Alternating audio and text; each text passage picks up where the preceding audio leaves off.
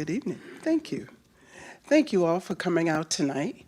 We certainly do appreciate your being here, and I'm certain you will not be disappointed because this will be my second time observing this performance, and it really is a wonderful learning opportunity.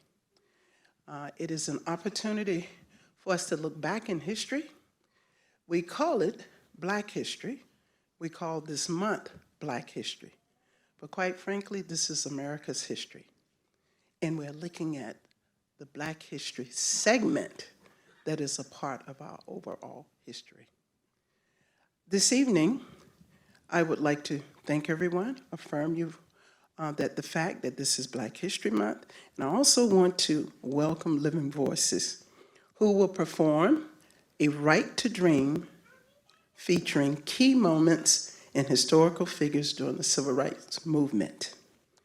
But before I do that, I am very proud to see 4 of our leaders here. Our deputy mayor is here and 3 council members are here.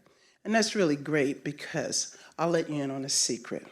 We're competing with gumbo, free gumbo at Crossroads, and students.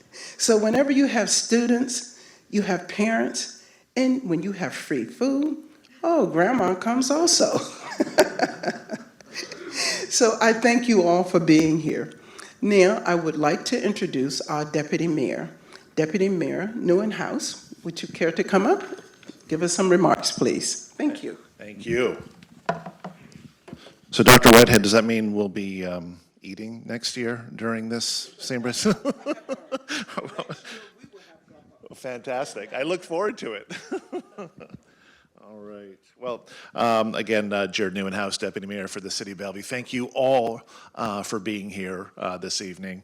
And thank you, Dr. Whitehead, for the introduction.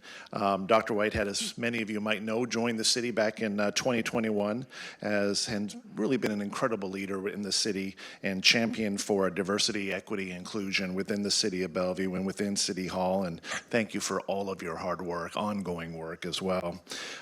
You always provide many insights and always sharing different experiences with us, and we really appreciate that. Grateful to be here this evening with you as we honor and we celebrate and maybe most importantly reflect on the civil rights movement.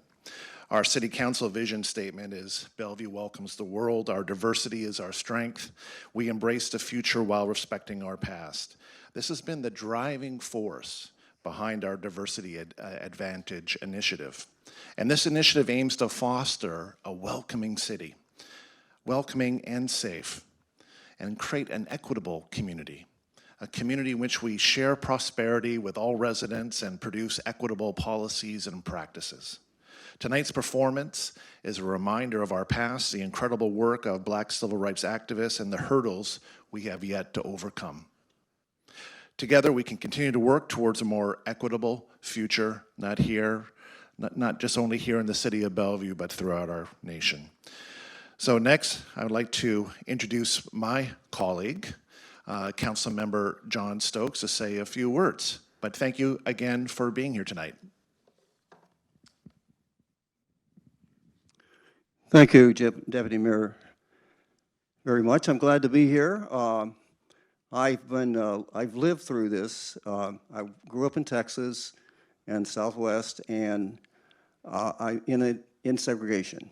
I mean, I went to a segregated school system, and I went to law school in D.C., and I was there when Martin Luther King's first speech and with that group, and that was just amazing. And then I was with the Office of Hearings Appeals, and then I was this regional attorney for HEW in the 5-state region, including Texas, Louisiana, Arkansas, Oklahoma, and New Mexico, and that's 5 different countries there. But and going through what happened, this is very important to me to hear this and learn a little more about this. But we've gone a long, long way, and it's taken a lot of effort by everybody in this, and I'm so proud. As the Deputy Mayor read, we are really believe in what we're working on tonight and what's going on. And we're making a better life for all of us. And I'm just really pleased to be here, and I'd like to invite colleague Janice on to come up and make some comments. Thank you. Thank you, John. Do we need to stand behind the podium? Is that how it works? Okay. It feels so weird. I'm not very tall, so that podium just seems really almost as tall as me. So I'm Janice Zahn, and I'm delighted to be here as well, just to say a couple remarks. And I don't think we can not lift up the fact that we have our very first Black council member in the city of Bellevue. And so to me, I think we should clap and celebrate the fact that as part of Black History Month, we are making history right here with Jeremy on our council, because as you know, representation absolutely matters. That as we talk about history, I was lifting up what Linda also said, which is what I've come to learn is Black History Month is not, for our Black community. They live history every single day, and the very history and trauma and celebration of their culture every single day. This is for us to make sure that we are learning and growing and contributing so that as we work on how we can be an anti-racist community, that we actually are very grounded in the voices and the history of our Black and African American community members. So I'm just really delighted to welcome Jeremy Barksdale to kick us off.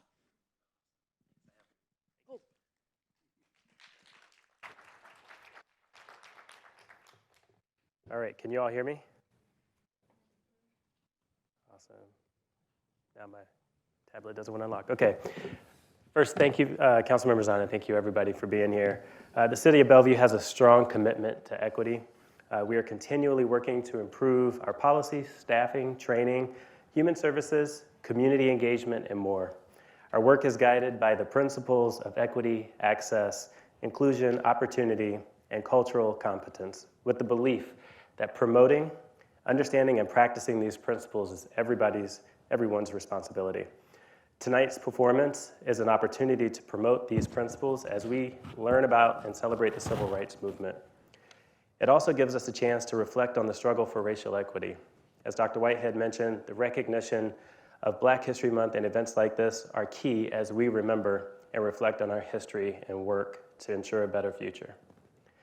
As some of you know, I grew up in the South, specifically North Carolina, or North Kakalaki if you're familiar with it, in a predominantly Black community that was home to a college prep boarding school for Blacks in the early segregated 1900s, where Black families from across the country sent their kids to learn.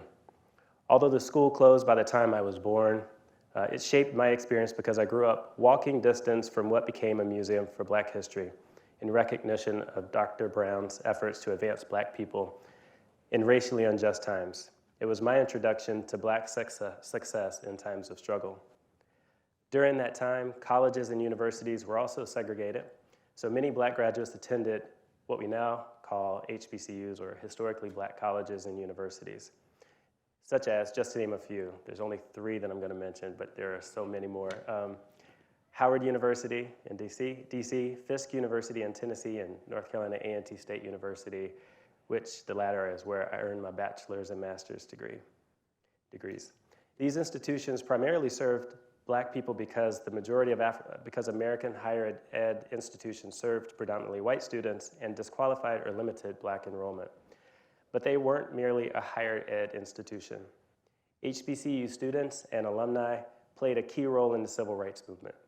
Just to name a few notable HBCU alums that you might have heard of before: civil rights leader Dr. Martin Luther King Jr. attended Morehouse College. Thurgood Marshall, the first Black Supreme Court justice who used the court to fight Jim Crow and dismantle segregation in the US, graduated from Lincoln University and Howard University. Rosa Parks, well known for her pivotal role in the Montgomery bus boycott, attended Alabama State. And the A&T 4 were 4 North Carolina A&T students who led the Woolworth sit-in by sitting at a whites-only lunch counter at the nearby Woolworth store and refused to leave when denied service, and stayed until the store closed, which led the desegregation of the Woolworth's lunch counter and impacted other events in civil rights history, like the formation of the Student Nonviolent Coordinating Committee, or SNCC, which you'll learn more about during this evening's performance. Growing up in the South, where I saw people like me achieving excellence, afforded me an opportunity to learn about and experience my history and culture. But more importantly, it provided a foundational understanding of who I am as I now navigate spaces where I'm often the only Black person in the room.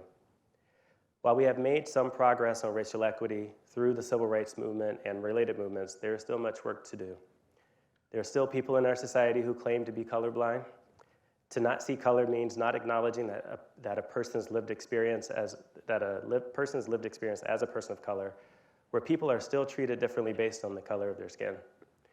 There are still people in our society who protect the status quo despite when there's harm to Black people and BIPOC communities more generally.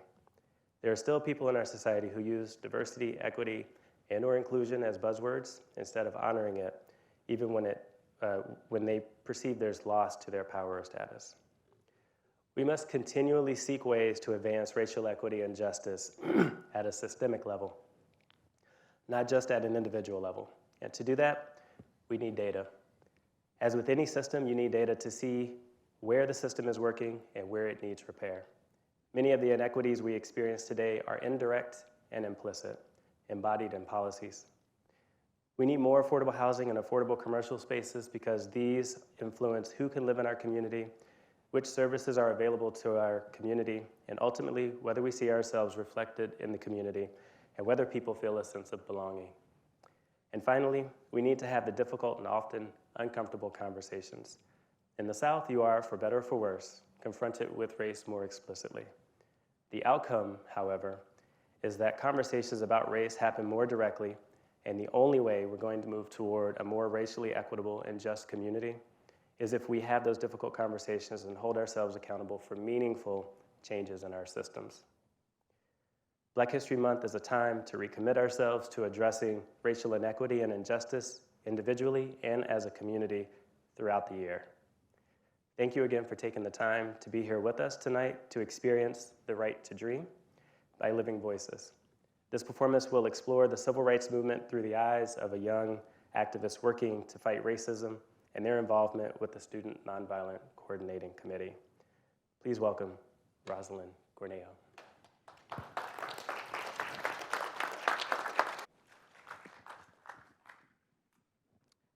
Hello, everyone. My name is Roz Cornejo, and I'm here with Living Voices to perform The Right to Dream about the civil rights movement in the 1950s and early 60s. When we think about the civil rights movement, who are some of the important figures we often think of? You could shout it out or raise your hand, either way. John Lewis, yes, future Senator John Lewis. Who else might we think of? Martin Luther King Jr., yes, of course. So, Thurgood Marshall. So we often think of these important figures, and the movement goes, oh, wrong slide, moving backward. So we often think of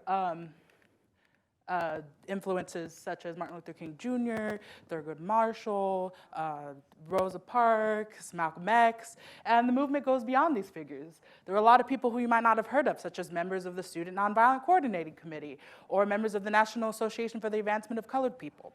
Here are some of the organizations that you'll hear throughout my piece today. The character I'm going to play today, Ruby Hollis, represents a lot of those people. When we talk about the civil rights movement, we need to talk about rights. Rights are privileges, just like human rights are privileges that we all have for simply being human: food, shelter, safety, and freedom. Civil rights are similar to human rights, but they're protected and guaranteed by the government. Here in the US, some of the most important civil rights. A couple clicks. The clicker seems to be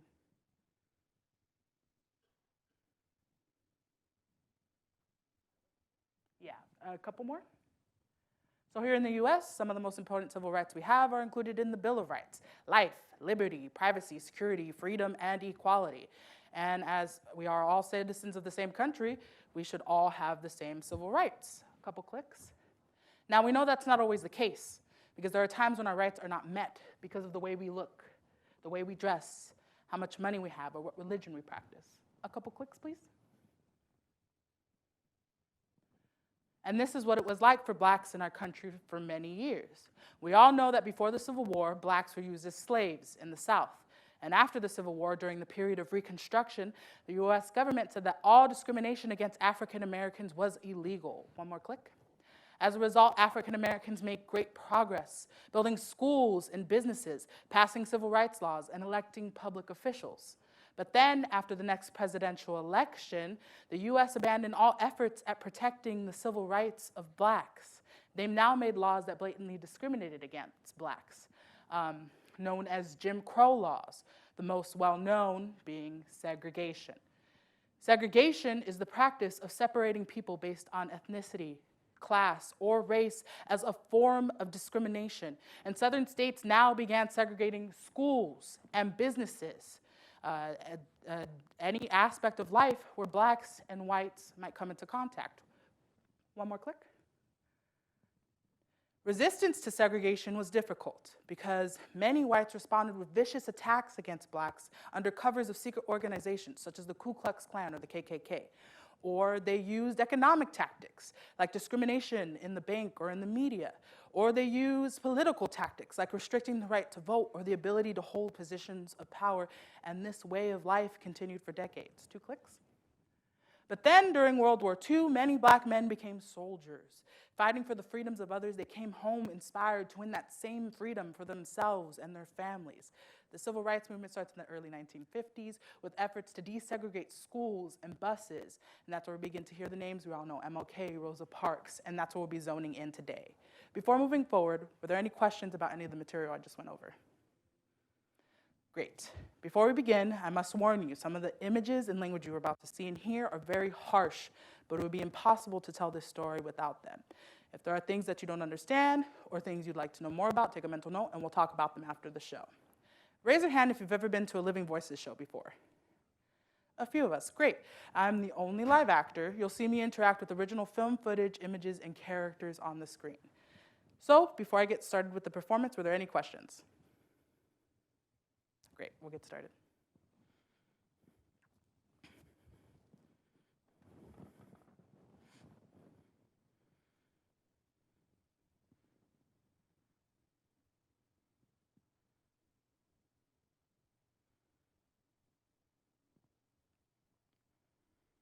We've got some difficulties. Don't be afraid. The civil rights movement has become a human rights movement.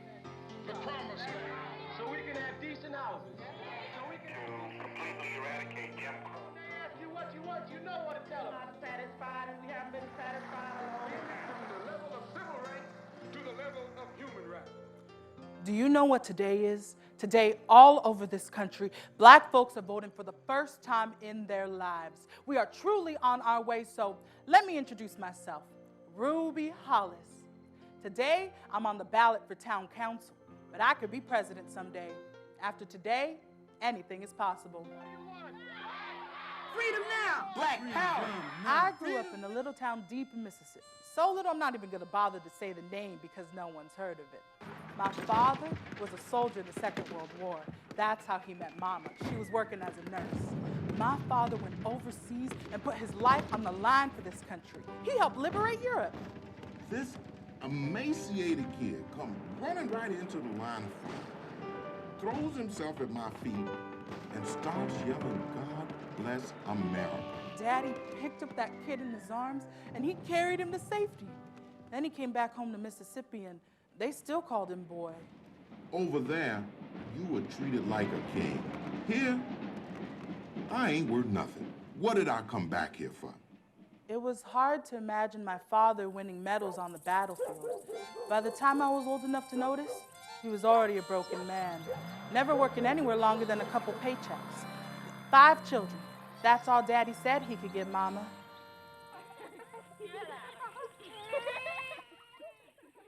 After the war, Mama couldn't find any more nursing jobs, so she went back to working in white women's houses. She still does. When I was about 6, we were living in the maid's quarters of whichever white family it was, and Mama would bring us their leftovers. That's when I began to learn that white folks were different from us by what they ate. You want to play catch? The family next door had 3 children. The oldest was a girl my You age. can play with mine. Come on. Jackie was kind of a tomboy like me.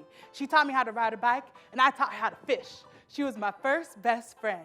Then, one Saturday, Mama took me and my sister to the movies. Hey, Jackie, we run inside the theater together. We didn't know. Get out of my lobby, you little... Mama drags me back outside. I told you about running to places like your owner. Why, Mama? Only white folks are allowed in front of the theater. Negroes sit up in the balcony. I can hear Jackie crying inside. I never really thought of her as white before. I didn't know that the downstairs in the movie theater was any better than the upstairs, but now I see that it is. My daddy says you can't come around no more. We moved back over to the black side of town, where my Uncle Cliff is the church preacher, also known as the unofficial mayor of Centerville. I really look up to my Uncle Cliff. When he talks, people listen. Even the white folks respect him. My cousin Tony is a few years older than me. When school starts, the buses that take the white kids to their school drive right past us. We have to walk. You gotta walk! We have a bus. Our families raised the money to buy it since the town refused to do it, but it's almost always broken, especially in winter. At our school, the books are old and missing pages, and most of us have to sit on the floor. But I'm inspired by my Uncle Cliff, and I win my first election there. Our new class president is Ruby Hollis. I start working when I'm 9, sweeping porches. We need the extra money. Daddy hardly even leaves the house anymore. But finally, there's a battalion reunion in Jackson. He decides to go and take me with him, all decked out in his uniform, medals and decorations covering his chest. But when we start to get on the bus, the driver stops him. Hey, boy, you gotta wait a minute. My father looks that bus driver straight in the eye. Don't you see these stars and stripes? I was in combat. I'm a soldier. I have never heard my father talk back to a white man before. Yeah? Well, on my bus, you're just a... Now stand back. We never make it to Jackson. My father sits on the curb in the dust as the bus pulls away. Don't end up like your old man. I'm sorry, Daddy. The winter I'm 12, Mrs. Rosa Parks refuses to give up her seat on the bus in Montgomery. Until then, segregation was never something I thought you could question. You use the side door, you drink from your fountain, you sit in the back of the bus. You know there's a certain point where you can't cross the line, but the Negroes in Montgomery stay off those buses for 1 full year. It's not going to stop here. The Negroes have found their voice. What do you mean, Uncle Cliff? I'm taking you to hear Dr. Martin Luther King Jr. speak.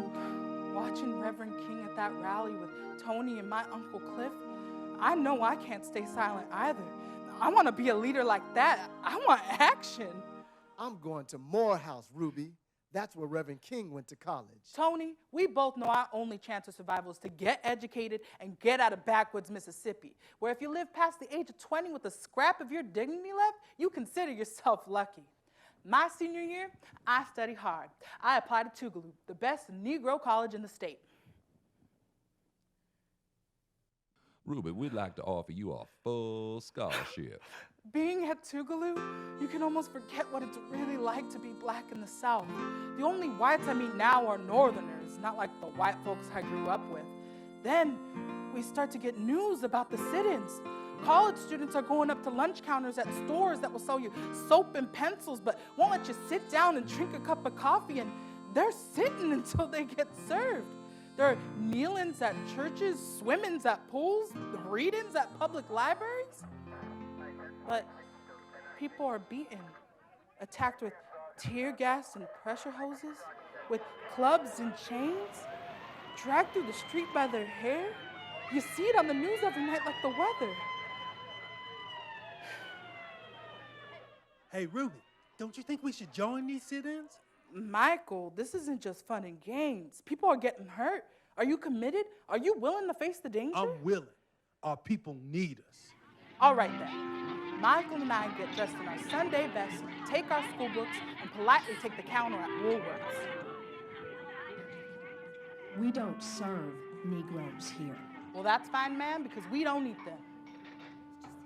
The waitresses disappeared. Most of the customers do, too. I'd like to stay with you, but my husband is waiting. Good luck. Soon, the crowd surrounds us. They throw food and gum at us. They spit in our faces. They push lit cigarettes into our back. They pulled us to the floor and sprayed ketchup and paint on our clothes and beat us. The police watch it all through the window. Then someone throws acid in Michael's eyes. The guy with the acid is shoved up close and there's a girl hanging on his arm. I recognize the girl. It's my old friend Jackie, and her boyfriend just threw acid in another person's face. I try to get Michael out of there, but the crowd blocks our way, kicking and punching, and then Jackie and I are face to face. Get the hell out of here. Jackie! The police chase us down the street with attack dogs and tear gas. By the time we get to a place that'll treat him, there's nothing they can do. A man blinded over a cup of coffee. The sit-ins in Jackson continue, but I can't go back. I write my family. I had to burn your letter. Please don't send any more of that stuff. I don't want nothing to happen to us here. Tony, why is Mama so upset? Did something happen? They killed a man in Centerville for joining the NAACP. Shot a hole through him as big as your fist. Daddy, are you all okay? I read your letter. Your mama scared. She don't know. I've been there. I know how it is to be in war. It's not the same. We're not soldiers. Yes, it is. You listen to me. You are a leader. I'm not gonna let you give up like I did. My father's words move me, but I still can't shake the image of Michael's burned out eyes. Then, during finals, the Freedom Ride comes to Jackson, and Michael's one of the riders? Blow up the bus. We wrote down the names of our next of kin. We were prepared to die. Michael, are you crazy? Haven't you been hurt bad enough? I didn't go blind for nothing, Ruby. I lost my sight for freedom. The movement still needs me. It needs you too. I realize I can't sit by and let other people do the work for me anymore. I can't let the fear stop me. What kind of leader is that? I'm proud of you. The summer before school begins, I go home for a visit. Mama, what are you so worried about? I just want to see a couple of my old friends. Even when you're in Jackson, these white folks here know everything you do. I'll be with Tony the whole time. We'll be safe, I promise. Then we pass some white men on the street and find out Mama's right. Ain't that Morehouse? Tony, what should we do? Just pay them no mind, Ruby. That's all we can do. We try until they corner us on the street. We hear you've been messing around with them activist groups. Tony just nods, and the sheriff looks over at me. Ain't you Glenda Hollis's girl? Yes, sir. She's a real good. Be a shame if something happened to her. Tony, we have to get out of here. We can't let our families get hurt. Back in Jackson, SNCC has set up an office across from the bus station. I don't even go to campus. Just walk in with my suitcase. What can I do? Ruby Hollis. We're glad to see you back. We begin holding nonviolence workshops and voter registration schools. It's clear that the vote has the key to change in the South, the key to power for blacks.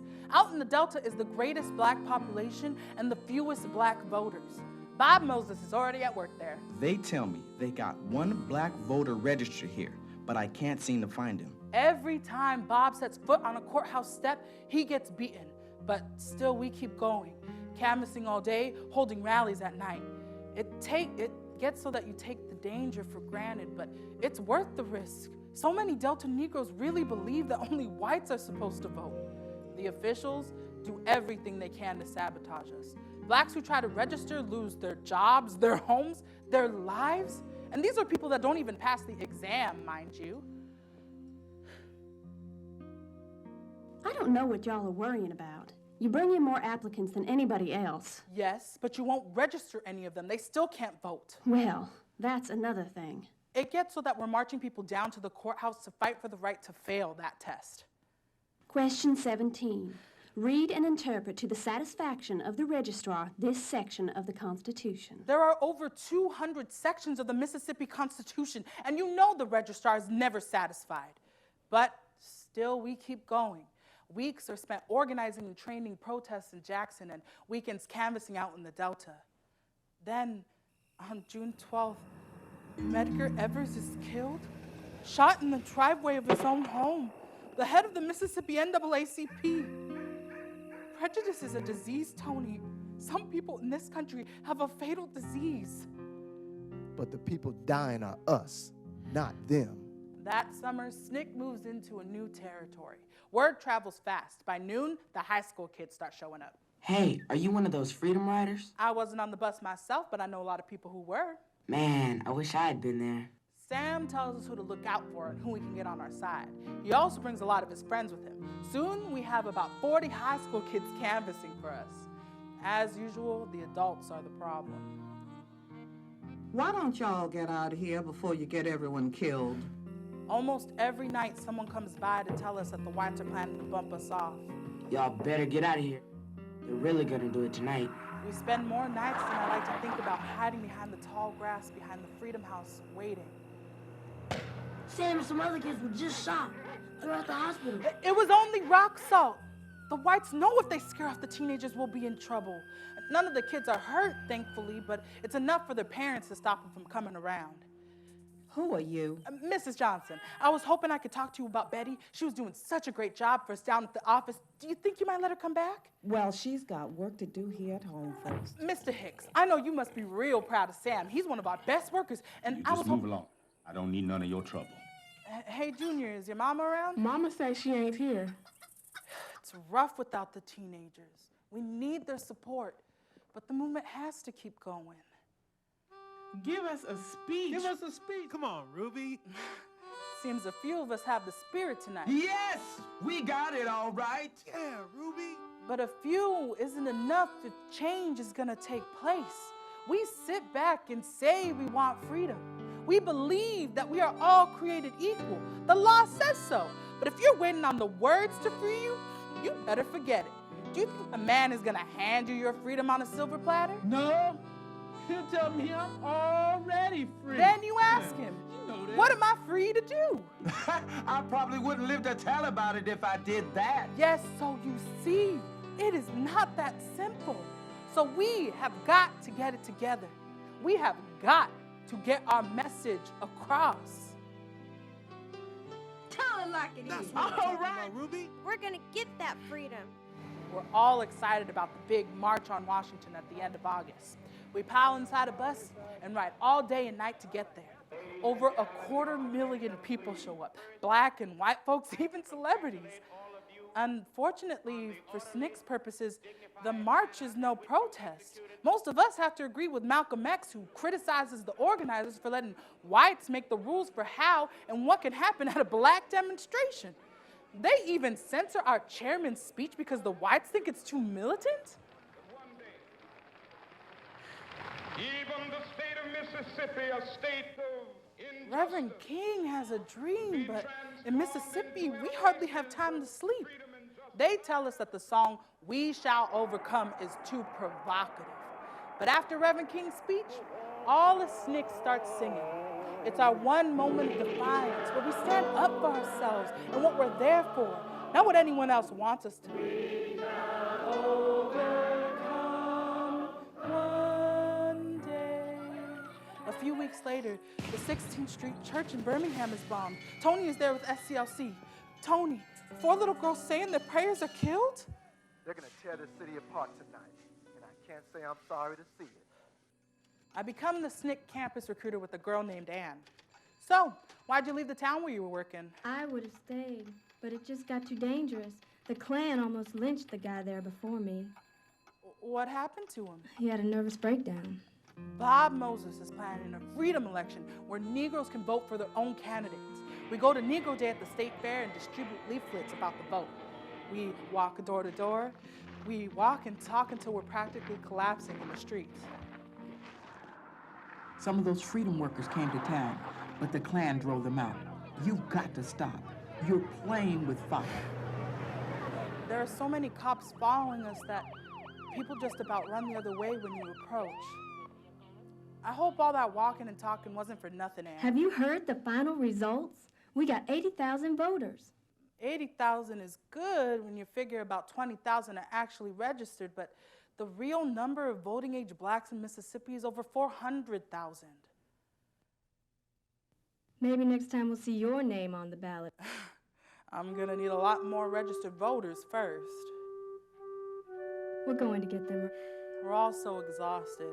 I can't remember the last time I slept through the night or had a decent meal, but the movement has to keep going. During the election, about 100 white Northern college students take off from school to volunteer. Now, Bob Moses wants 1,000 of them to come down for the summer to help with voter registration. Freedom Summer. A bunch of white folks taking over our jobs for summer vacation? We can do this without them. Yeah, but think about it. Black folks are dying here every day and nobody blinks. Bring 1,000 white kids into that kind of danger and this country will sit up and listen. We're in a war here. This is survival. As word gets out about Freedom Summer, bombs explode our churches, fires destroy our offices, and the number of dead bodies grow. In June, the first volunteers arrive. A few days later, the first victims disappear. 2 white and 1 black. The car is found empty and badly burned. Officially, they're missing, but we know the truth. They haven't come back, and we haven't heard from them. Those kids are dead. The FBI searches for 6 weeks, and the violence continues. The FBI searches, and we live the terror day to day, wondering if they'll firebomb the place where you were staying. Make sure your tires are in good condition and your gas tank full, because at night you don't want to stop for anyone or anything. Always check your car before you get in it, because it might have been dynamited. Never go anywhere without making sure someone knows when to expect you to return. Most of all, never show them your fear. We didn't tell them no lies. We prepared them for exactly what it was like, and it was like going into combat. Finally, the missing bodies are discovered. Schwerner, Cheney, and Goodman were buried by a bulldozer. I'm sick and tired of going to the funerals of black men murdered by white men. Somehow, I make it to my college graduation. I invite my parents, but the letter is returned unopened. I can't tell if Mama did it or if it never even made it past the post office. Thank you, Tony, for being here to see me get my diploma. You made it through, cousin. I'm proud of you. Yeah, but what am I going to do now? We're getting you out of Mississippi, girl. Voter registration drive in Alabama? Let's go. The first day, we marched 300 people down to the courthouse. We march every day for 2 weeks straight. We even bring Malcolm X to speak at a rally. A lot of young people in the South are starting to pay more attention to Malcolm's ideas, especially us and SNCC. We talk about nonviolence and they pull out the shotguns. What else are we supposed to do? I hate to admit it, but it's true. We turn the other cheek too many times with too little to show for it, like the March on Washington. Playing by the white folks' rules is only going to get us so far. We need to make our own rules. We need to take pride in ourselves, black pride. We need strength. We need power. Malcolm has it, and he gives us hope again. A few weeks later, he's killed up in Harlem. Harlem has come to bid farewell to one of its brightest hopes, extinguished now and gone from us forever. There's no time to mourn death during war. In Alabama, we keep marching. Then, one night, the state troopers come out and shoot out all the street lights so no one can see and start beating people at random. That's the night Jimmy Lee Jackson is killed. They're beating his mother. When he tries to protect her, they shoot him. SCLC is planning a march from Selma to Montgomery. Will you go with me? You bet I will. Jimmy Lee Jackson and murder inspires the idea for the march. Some people even want to carry his body with us. It's a beautiful spring Sunday in Alabama when we first start across the bridge. This is an unlawful march. People are singing. It will not be allowed to continue. The singing stops. You have 3 minutes to disperse. Everyone kneels, almost automatically kneels to pray. Troopers, advance! Suddenly, there's choking fumes and police on horseback with nightsticks and cattle prods. Everyone's running, everyone a target, women, children, old people. Then Tony is clubbed on the head. His head splits wide open. There's so much blood. Does he need a doctor? Yes, please help us. We don't have doctors for people like you. They whip and chase us all the way back to the church. With bricks and bottles and shotguns, The police ride their horses right onto the church steps. Now you see what you caused? How did I do this, Sheriff? If y'all had stayed in Mississippi, this wouldn't be happening. He's holding me so I have to look. There's blood and bodies laid out everywhere. People running over each other. Tony! Tony! What I really need to do is blow this brains out. Tony! The sheriff pushes his gun against Tony's head. He cocks the trigger. There's so many people dying all around us, and Tony will just be one more. Why doesn't he just kill us both, get it over with?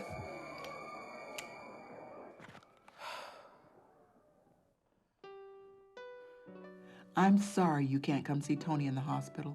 It's just not safe. I don't know how we survived Bloody Sunday. It takes us 2 more weeks to get over that bridge into Montgomery. I feel lost without Tony. Could you march with me instead? Daddy? What are you doing here? I believe in what you do. I'm here to join you. 30,000 blacks and whites gather for a rally that rivals the March on Washington. I stand beside my father and listen to Reverend Martin Luther King Jr. speak. I'm not worried about anything. I'm not fearing any man. Mine eyes have seen the glory. When my father returns home, the Klan is waiting for him. His body washes up in the river the next day. But my father did not die a broken man. He died with pride, and he would be proud today too.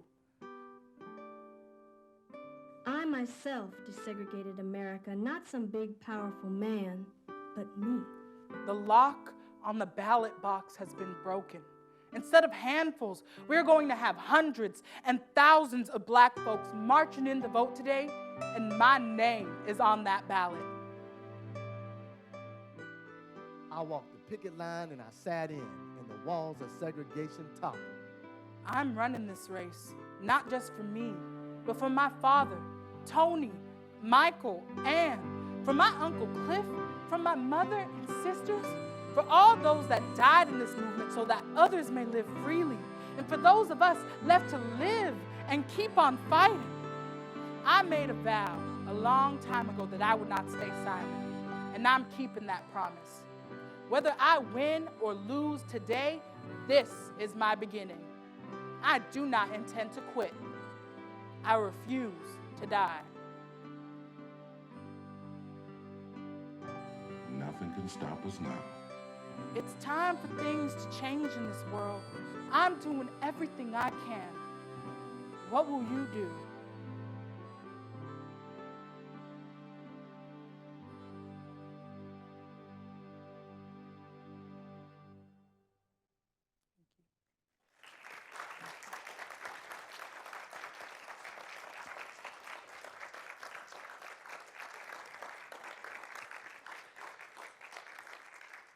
Thank you all so much. I'm so sure Ruby Hollis would have appreciated that.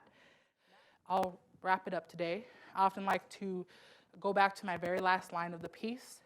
It's time for things to change in this world. I'm doing everything I can. What will you do? As you leave here today, I would like you to sit with that question at some point. What will you do? What can you do in this moment of change in the world? Thank you all so much.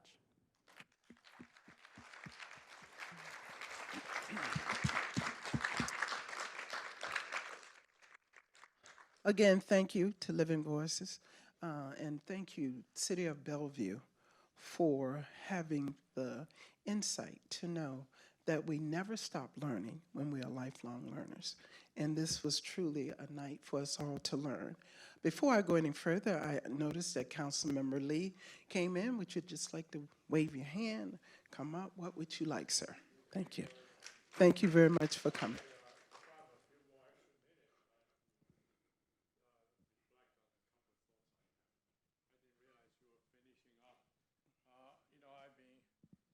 Doing a lot of thinking, and watching documentaries, and I noticed that the African Americans, had contributed so much in Civil War, in the Second World War, in all kinds of wars. And we have heroes that died and nobody recognized. It was Tuskegee Air Force and so many unknown heroes. I think we had just so many that we can mention. I just want to mention, in the mentioning about people who stand up, even like Muhammad Ali. These are stories most people don't know about. Just thinking, wow, you're a big sports star or you're a big something like this. But it's underlying all that.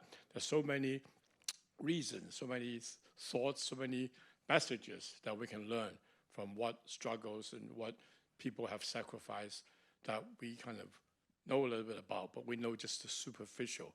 We don't know the more to the fact that what happened that we actually have to live through all our lives. So thank you for the opportunity. This is very, very touching, very educational, and I think the whole city of Bellevue, everybody should appreciate this kind of storytelling, history. We all need to know. Thank you. Thank you all. I would like to end by just recognizing the fact that these were ordinary people that you saw. Like John, I grew up in the South. I'm from Norfolk, Virginia, and I remember segregation, and I remember so much of this. So when we speak of history, sometimes people question, is this real or isn't it? This was very real. And I'm moved by the courage of the people who kept going out. I don't know if any of you have ever actually held the water hose that firemen use. The pressure that comes out of that water, it was going towards people. The dogs were going towards people. The beatings, it were the people. But yet, they kept coming. They kept coming. And as a result, things are better today. They're not perfect. And we need to continue to strive. Earlier today, we saw the same presentation. And there were 3 things I said to everyone. And that is, as we sit in this audience, you don't get off. Because I don't want any of us to experience that. But all of us have a right to stand up. Because if one person does not have equality, then it's not good for you either. So we have a right, we have a reason, and that reason is because we are all a part of the human race, and we should want better. And finally, you have a responsibility. We have our elected officials here. They have a responsibility. We voted for them. So we want them to do the very best for not just one segment, but for our entire city. But as I said, we all have a right, we have a reason, and we have a responsibility. And with that, I would like for you to think about it. I thank you again for coming out, and hopefully we will do more of these. So thank you.